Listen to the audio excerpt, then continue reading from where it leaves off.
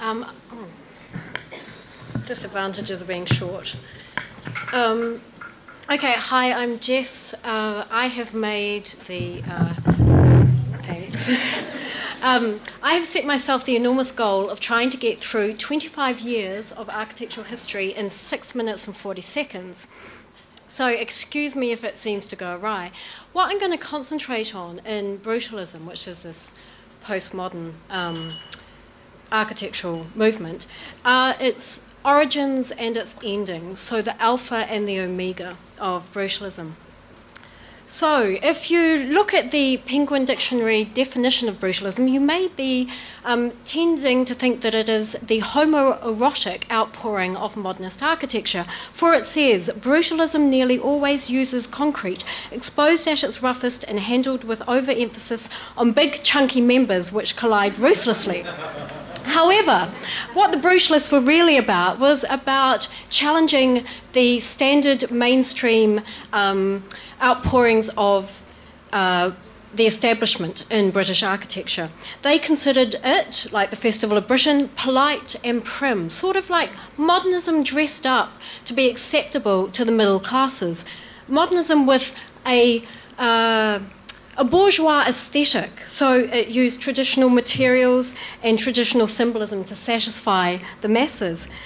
The Brutalists, however, who are a small group initially, led by Alison and Peter Smithson, were interested in taking modernist architecture back to its roots. So they were a small intellectual group, and this is Alison Smithson. She was married to Peter Smithson, both architects.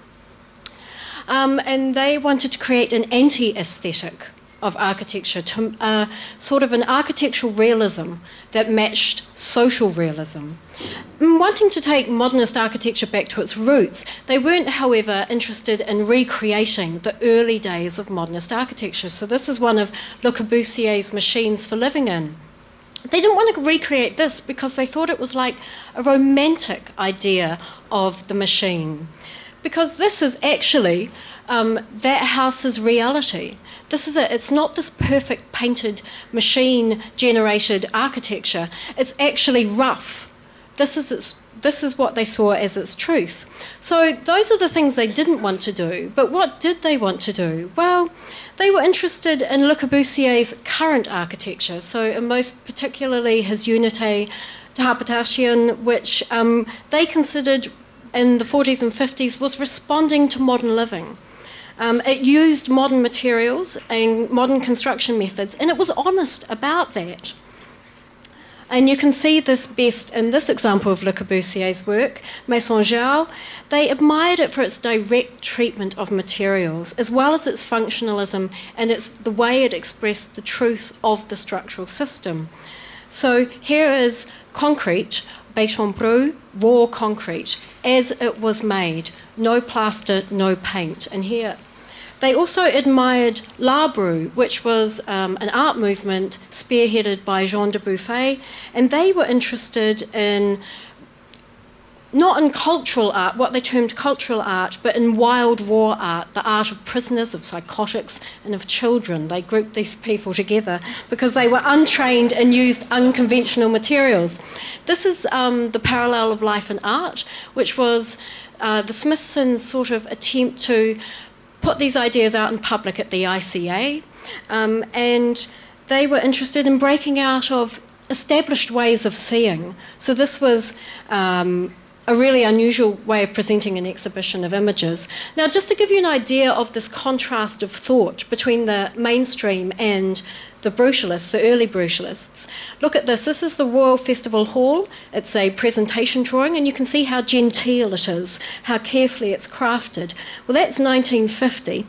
This is the Smithsons 2 years later. So suddenly a competition drawing is really raw, and it's about the social reality of this East End building block. It's about the social reality of these people's lives. It's not about pretty aesthetics in a modernist form. Well, Brutalism came to New Zealand really early because Miles Warren, and these are his Dorset Street flats, he was in London from 1853 for 18 months, and he said he was extraordinarily fortunate to be sitting right there in the middle of the birth of Brutalism, and he brought it back to an unsuspecting public. This is one of the... that was actually one of the Smithson's project, Robin Hood Gardens. I got them mixed up, I'm really sorry. This is Miles Warren. So Robin Hood Gardens, which was the previous image, that was one of their realised projects of recreating the social scene of streets in the air. So instead of the door stoop and the terrace house, you had streets in the air.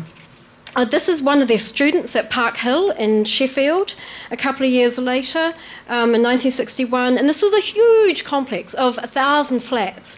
And they joined their streets in the air via these pedways, joining these huge snaking, linking buildings. And then Brutalism suddenly went global. So like through the 60s, it was the way to practice architecture. So this is Paul Rudolph in the States, and it was used in all forms of building types. So this is obviously a car parking building, and it was used all over the world. It went everywhere. Every continent was tackling this idea. This is in Japan, it's the Kurashiki government. It's a city hall. So Brutalism is acceptable for government buildings as well. It's being used everywhere. But you'll notice what's happening is that suddenly what's really important are not the ideals necessarily, but perhaps only one of them, which is how you handle concrete. And Brutalism comes to be associated with its use of concrete. And this really led to its downfall. There were two downfalls for Brutalism. One of them was the fact that this emphasis on concrete, on how concrete looked, got caught up with formalist ideas, as you can see at this church in Germany, but it also got caught up with what the Smithsons considered the downfall of mainstream modernism in 50s Britain, which was aesthetics. Suddenly you could treat concrete as an aesthetic. You could make it look sexy at Eton College by hammering out these to create these wavy forms. The other downfall of Brutalism, of course, was its association with violence and crime. So this is the Smithson's Robin Hood Gardens that I fucked up over before. And this is the architectural historian Charles Jenks, and he's pretending to be a mugger in what was now a crime-riddled concrete edifice. Great, thanks.